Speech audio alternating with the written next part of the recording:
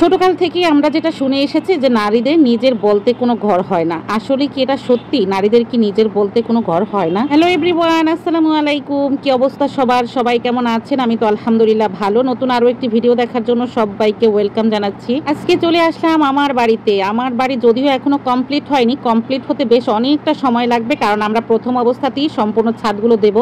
মানে হয়তো বা 4টা ছাদ কিংবা 5টা ছাদ এগুলো একসঙ্গে দেওয়ার চেষ্টা করব ইনশাআল্লাহ।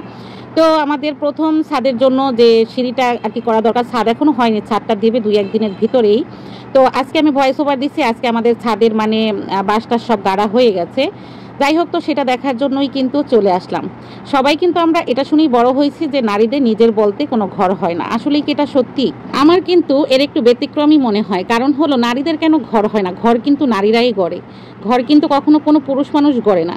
যে কোনো ঘর, সেটা হোক বাবার বাড়ি হোক স্বামীর বাড়ি, বাবার বাড়িতেও যে ঘরটা তৈরি করা হয় ওটাও কিন্তু মায়ের কারণে হয়। আবার মায়ের কথা যদি বাদ দেই তাহলে হবে আমার দাদি কিংবা আমার নানি কিংবা আমার শাশুড়ি, এদের কারণেই কিন্তু ঘরগুলো তৈরি করা হয়। তাহলে মূলত ঘরটা কার হয় বলেন তো? ঘরটা কিন্তু নারীদেরই হয়। নারী ছাড়া একটা পুরুষের ঘর থাকে শূন্য। এই আমার কথাই বলি, আমি 20 দিন বাড়িতে ছিলাম। আসার পরে আমার বর বলতেছে, আমার ঘরটা এতদিন অন্ধকার ছিল, এই ঘরে আলো দেওয়ার একমাত্র প্রদীপিত তুমি। তো তুমি ছিলে না, ঘরের অবস্থা কি আর হবে? ঘর তো অন্ধকারই থাকবে। তাহলে বুঝেন, একটা ঘর সুন্দর নারীতেই, নারীরাই ঘর গড়ে ওঠে। একটা পুরুষ কখনোই নিজের জন্য ঘর তৈরি করে না, তার স্ত্রীর জন্যই করে। আর স্ত্রী স্বামী এগুলো মিলেই তো ঘর। ঘরটা কি আর শুধু শুধু হয় বলেন? তো সেই জন্য আমি বলবো, কে বলছে নারীদের ঘর হয় না? নারীদেরই ঘর হয়, নারীরাই ঘর তৈরি করে। এই যে বকবক করতে করতে চলে আসলাম নার্সারিতে, কিছু লাউয়ের চারা নেব। তো লাউয়ের চারা নিতে আসছি কারণ এই সিজনে এখন একটু লাউয়ের গাছ বুনবো। আমি গতবারও তো লাউ গাছ বুনেছিলাম, তো আমার লেবু গাছও পছন্দ হয়েছিল। তো বনু বলল যে আপু এখন নিস না, তুই একবারে নিজের ছাদে এসে মানে নিজের বাড়িতে এসে তখন নিস। তো এখন যে গাছপালা আছে এগুলো আবার ট্রান্সফার করতে তোর ছাদে বেশ অনেক নষ্ট হয়ে যাবে, এখন নিস না। সেই ভেবে আর নিলাম না। যাই হোক, তো লাউয়ের চারা নিলাম। এখানকার নার্সারির যে আঙ্কেলটা উনি আবার বলল যে একটা কামরাঙা চারা নিয়ে যাও, এখন একটু কম দামে আছে। তো ভাবলাম তাহলে নিয়ে যাই।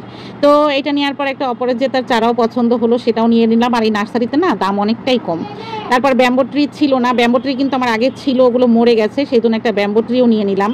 আর এই আঙ্কেলটা হলো এই মানে এই চাচাটা এই নার্সারিটা দিয়েছে নতুন, আর নতুন অবস্থায় তো ওনাদের এখানে দাম অনেকটাই কম পাওয়া যায়। যতই বলি যে 1-2টা গাছ কিনবো, আসার পরে আর 1-2টা কেনা হয় না, এরকমের 4-5টা গাছ কেনা হয়। যাই হোক, একটু আপনাদের আকাশটা দেখাচ্ছে, কি সুন্দর তাই না? মাশাআল্লাহ, আল্লাহর সৃষ্টি যে কত সুন্দর, এগুলো আসলে না দেখলে বোঝা যায় না।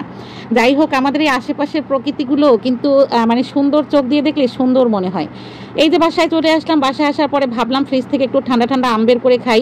তো একটা আম তো বের করলাম, একটা আম পাকাই ছিল, বাকি একটা আম কাটার পর দেখি যে কাঁচা। দেখি তো আমি মহা খুশি যে কাঁচা আম খাবো এখন। সেই জন্য ভর্তার সিস্টেম করে কুচি কুচি করে নিচ্ছি। কাঁচা আম বলতেই আমার খুব পছন্দ, আমি এত পাকা আম পছন্দ করি না। তো পাকা আমটা রেখে দিলাম, এটা আমার ছানাপোনারা খেয়ে নেবে। আর কাঁচা আমটা আমি এভাবে কুচি কুচি করে নিচ্ছি। এই যে শুকনো মরিচ করে নিয়েছি, একটু পিঙ্ক সল্ট নিয়েছি, পেঁয়াজ কুচি নিলাম। এইবার ভালো করে চটকে চটকে ভর্তাটা করব। যখন আমি ভয়েস ওভার দিচ্ছি তখনও বিশ্বাস করেন আমার মুখ থেকে পানি পড়তেছে।